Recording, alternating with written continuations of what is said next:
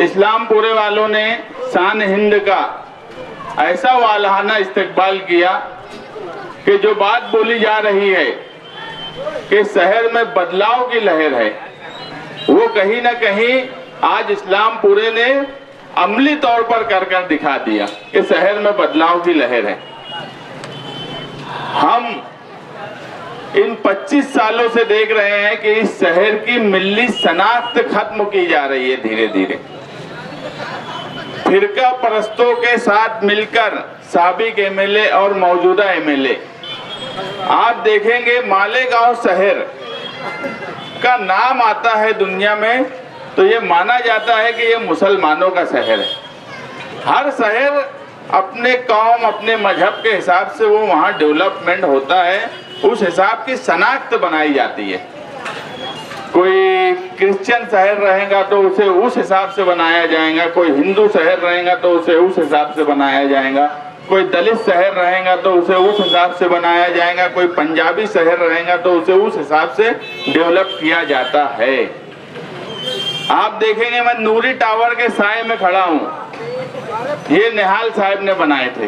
ये इसे कहा जाता है मिल्ली शनाख्त कि इसका जब फोटो निकाला जाए तो शहर की पहचान बताई जाए, लोग जब यहाँ आकर देखें तो लगे कि ये इन मुसलमानों का शहर है।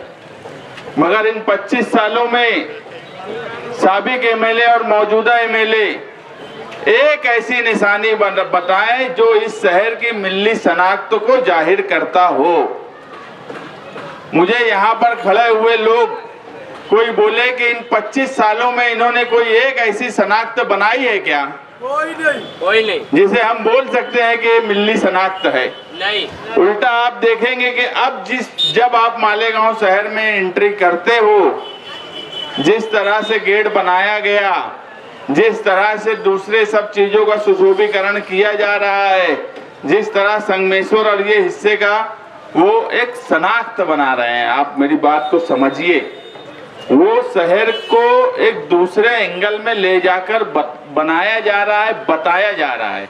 हम जो बार बार बोलते हैं कि फिरका परस्ती का रंग रूप बदल गया, अब शहर की तरक्की किस तरह ना हो इसकी कोशिश की जाती है और उस तरफ उनकी शनाख्त किस तरह दिखे ये बताया जाता है। हमें उस पर ऑब्जेक्शन है ही नहीं कि वो अपनी शनाख्त ना बताएं, मगर हमें ऑब्जेक्शन इस पे है कि इस शहर की मिल्ली शनाख्त, मुसलमानों की शनाख्त खत्म करने का काम इन दोनों की मिली जोड़ ने किया है। नहीं तो एक निशानी बता दे, हम ऐसी कई निशानियां बता सकते हैं जो इस शहर की शनाख्त हो। अगर मैं संविधान के पास अशोक स्तंभ लगाया तो संविधान की निशानी बनाने के लिए लगाया कि ये मुल्क में संविधान भी दिखे, इस मुल्क में हमारी मिल्ली शनाख्त भी दिखे। ये नूरी टावर उसी का एक नमूना रहा है। मगर इन 25 सालों में इन दोनों की मिली जोड़ ने इस शहर को बिल्कुल बर्बाद कर दिया। हम इंसाफ के लिए आए हैं, इंसाफ इसलिए चाहिए कि आज हमारी माए बहनें नदी के उस पार जा रही हैं कि नहीं जा रही हैं, रात में नंबर लगा रही हैं कि नहीं लगा रही हैं, बैंक के बाहर लगा रही हैं। तो ऐसे हालात इस शहर में क्यों कर हुए?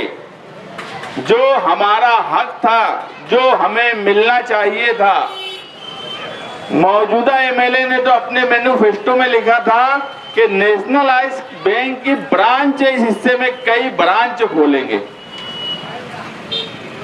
खोलना तो दूर, जो थी वो भी चली गई, उसे भी नहीं संभाल पाए। ये शहर की नुमाइंदगी करेंगे, ये शहर की तरक्की के लिए काम करेंगे। जो मंत्री के सामने मुर्गा बने हुए हैं, ये चू नहीं बोलते मंत्री के लिए सिर्फ इसलिए कि इनको ठेकेदारी चाहिए।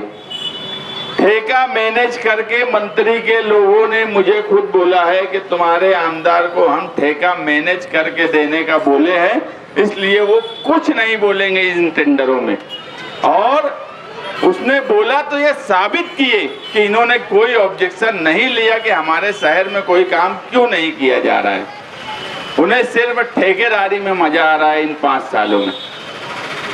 साबिक एमएलए का हाल ऐसा है कि भ्रष्टाचारी, करप्शन हर जगह किए, मगर यही नूरी टावर पे जब तायरा मैडम मेयर थी तो इस नूरी टावर पर टैक्स लगा दिया गया था लगभग 2.5 लाख रुपये का। आप ये बात रजा एकेडमी के जिम्मेदारान से पूछ सकते हो। निहाल 2016 की बात है, निहाल साहब हॉस्पिटल में एडमिट थे। उस वक्त साहब मुझे बुला के बोले थे हॉस्पिटल में कि उस नूरी टावर पर टैक्स नहीं लगना चाहिए, वो कोई कमाई का जरिया नहीं है, उसको कैसे भी टैक्स से फ्री करवाओ। हमने उसके लिए धरना दिया, ऊपर से लेकर नीचे तक कोशिश की, कानूनी मामलात को समझा और इस पे से टैक्स हमने हटवाया, क्योंकि ये हमारी मिली शनाख्त थी। नूरी टावर ये हम ही थे जिसे कानूनी भी समझ थी, जमहूरी भी समझ थी, नहीं तो इस पे भी टैक्स लगा दिया गया होता, क्योंकि उन्हें भ्रष्टाचार करना रहता है। पैसा, मैं पहले ही बोला कि वोट हमारी, पैसा हमारा, हमारे लोगों के पसीने से कमाया हुआ पैसा, और मजा मंत्री मारेगा ऐसा इस शहर में होने वाला नहीं। ये साबिक एमएलए और मौजूदा एमएलए, आज साबिक एमएलए बड़े बोलते हैं मंत्री ऐसा, मंत्री ने शहर को बर्बाद कर दिया, हम आजादी दिलाएंगे। अरे तुमने ही सबसे पहले मंत्री के सामने इस शहर को गिरवी रखा, इस शहरियान को गुलामी के दलदल में ले जाने वाले तुम ही हो।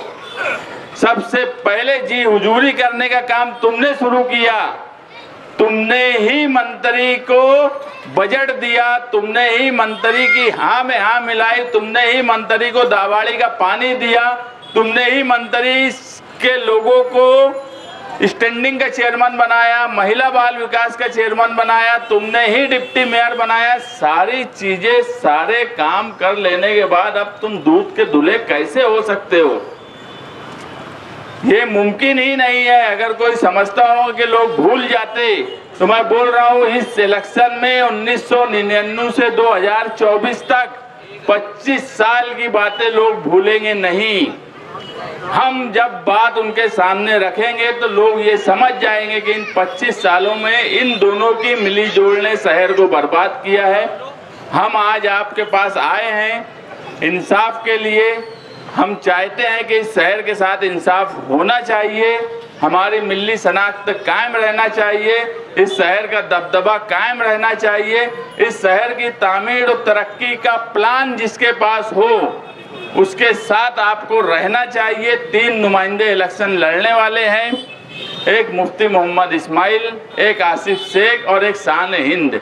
अब ये फैसला आपको करना है कि साबिक और मौजूदा एमएलए, अगर आपको लगता है कि ये इस शहर के साथ इंसाफ कर सकते हैं तो आप उनके साथ रहिए। अगर आपको लगता है कि ये दोनों इस शहर के साथ इंसाफ नहीं कर सकते तो आप शान हिंद के साथ रहिए। इतना ही बोलने के लिए हम आपके पास आए हैं। बहुत बहुत शुक्रिया।